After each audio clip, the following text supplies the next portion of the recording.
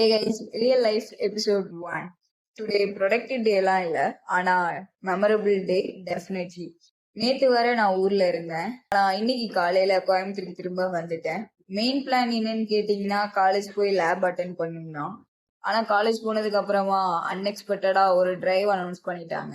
நானும் என் ஃப்ரெண்ட்ஸும் எந்த ப்ரிப்பரேஷனும் பண்ணாம கான்பிடென்ட்டை மட்டும் கட்ஸா வச்சுக்கிட்டு நாங்களும் என்ட்ரானோம்.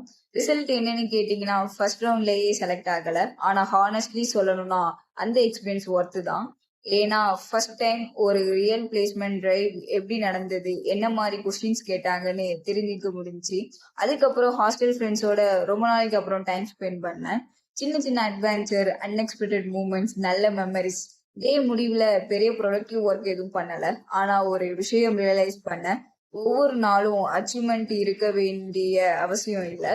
சில நாட்கள் எக்ஸ்பீரியன்ஸ் கலெக்ட் பண்றதுக்காகவே இருக்கும். இதுதான் என்னோட டே 1. நாளைக்கு இன்னொரு ரியல் ஜேர்னி அப்டேட்டோட சந்திப்போம். Bye guys.